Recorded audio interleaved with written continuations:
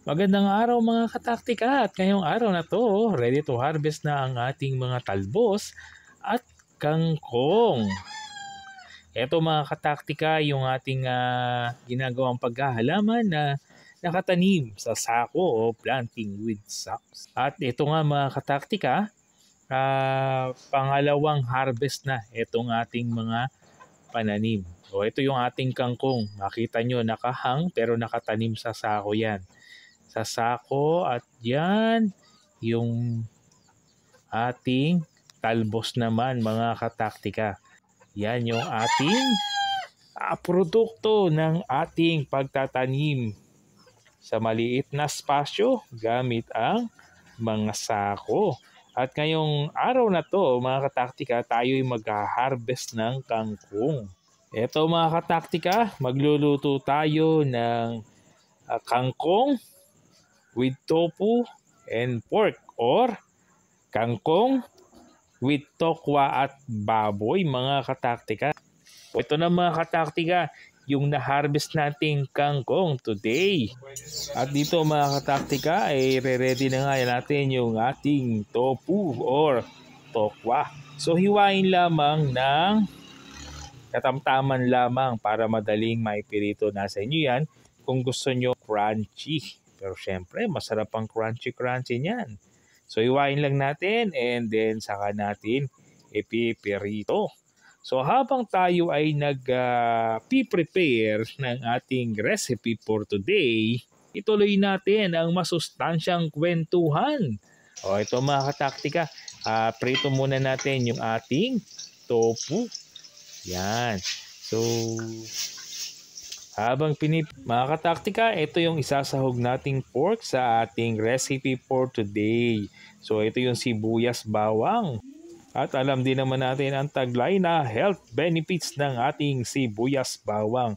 So ito na yung ating piniprito na tofu. O yan mga kataktika, luto na yung ating tofu o tokwa. Then ang conclusion, kangkong, tofu, and pork together create a delicious and well-rounded dish that provide a variety of nutrients essential for overall health. Enjoy this dish as part of balanced diet to reap its numerous benefits. Yan. So dito mga kataktika, slice and cube lang natin yung ating tofu or tokwa. Mga kataktika, summary lang tayo sa health benefits ng tofu. Number 1, high in protein and essential amino acid.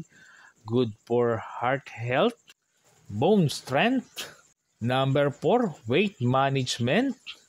Number 5, with antioxidant properties. Number 6, hormonal balance. Number 7, digestive health. Number 8, reduce risk of chronic disease. Number 9, support kidney health. And number 10, anti-inflammatory properties. O ito na yung ating tofu. At ito naman yung ating panahog na pork mga kataktika. So summary naman tayo sa health benefits ng kangkong. Number 1, rich in antioxidant. Number 2, improves eye health. Number 3, boost immunity. O mga kataktika, mix together na natin yung pork at yung tofu.